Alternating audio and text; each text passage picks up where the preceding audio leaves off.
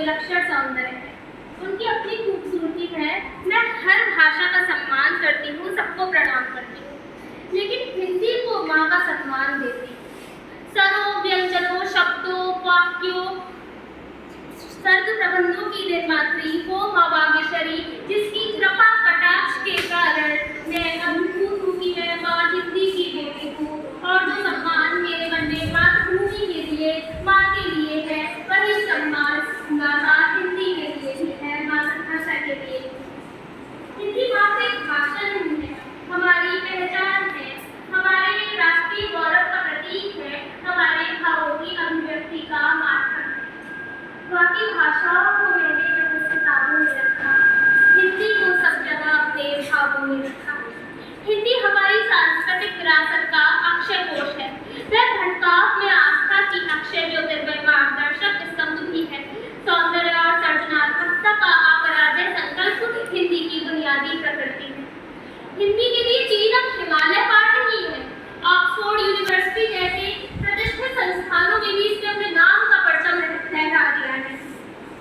सागर पार जाकर विश्व के अनेक महाद्वीपों में इंटरनेट, ईमेल एवं कंप्यूटर के माध्यम से अपनी सामर्थ्य का एहसास कराकर अब हिंदी विश्व पटल पर दृढ़ता के साथ स्थापित हो चुकी है।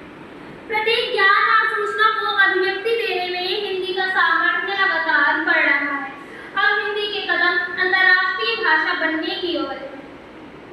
कुछ समय पहले हिंदी को लेकर, उसके अस्तित्व को लेकर जो भी धारणाएं लोगों के मन में थी, जो सवाल उसके अस्तित्व को लेकर उठाए जा रहे थे, या हिंदी भाषी प्रदेश के कुछ बड़े मंत्री, प्रशासनिक वर्ग के कुछ लोग मीडिया के सामने ये तक बोलने का साहस कर रहे थे कि हिंदी बोलने वाले पानी पूरी बेचते थे, उन्हें जवाब हिंदी के बेटे कैसे देते थे।